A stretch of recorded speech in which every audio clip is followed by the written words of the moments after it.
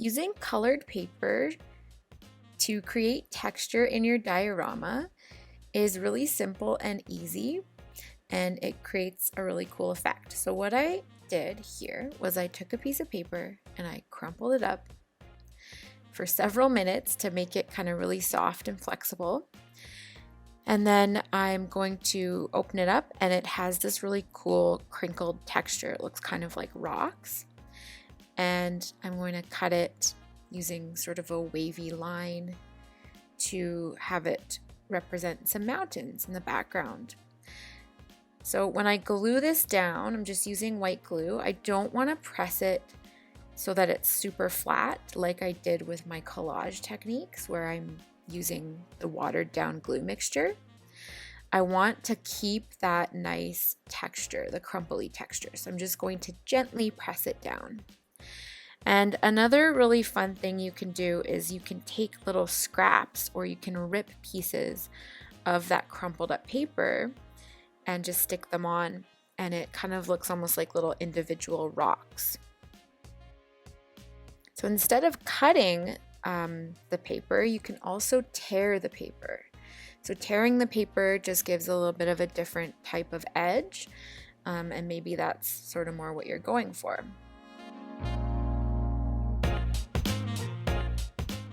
So now I'm going to show another way to do more of a three-dimensional technique. So I'm still going to crumple up the paper and make it a little flexible. And I'm going to sort of twist the paper. So sort of like in that twisting motion.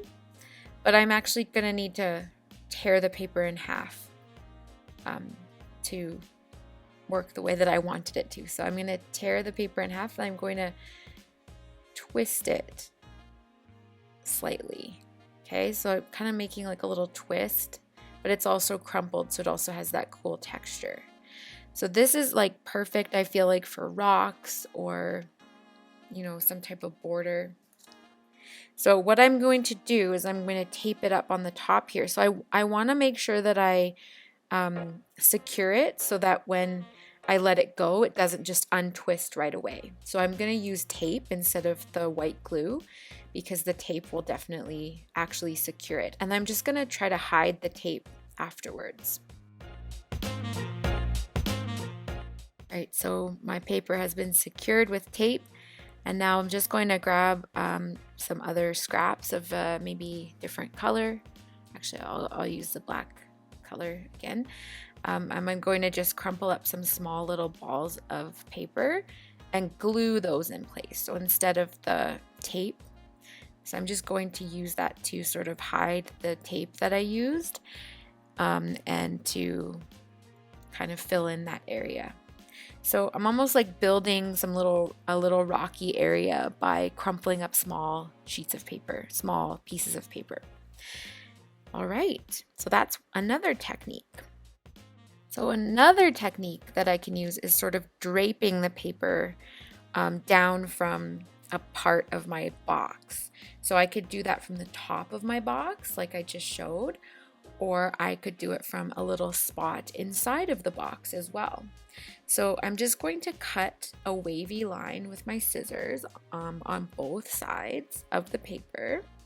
I'm going to make a little 2-inch or so strip of paper. This is going to be a waterfall.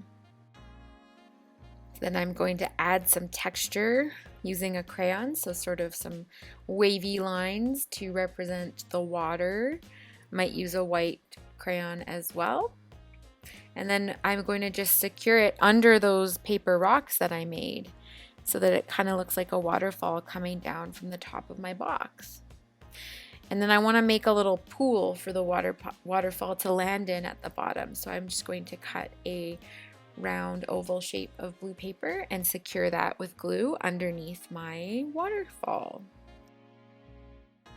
And I'm going to crumple up some small pieces of light blue paper to create sort of like some splashes in the water below the waterfall. And so this is the similar technique that I used with the black paper earlier. Another helpful paper sculpting technique is just folding the paper. So instead of crumpling it up, we can fold it in more of a regular pattern. So one really cool way that I could see being useful in this type of diorama is folding it first forward and then backward. And so it kind of makes a little bit of an accordion or a fan effect. Like you could use this maybe on like a garden for the ground or the roof of a house or anything that has that type of texture. And another useful paper sculpting technique that I wanted to show you is where you're going to cut two strips of paper. So we want them to be approximately the same width.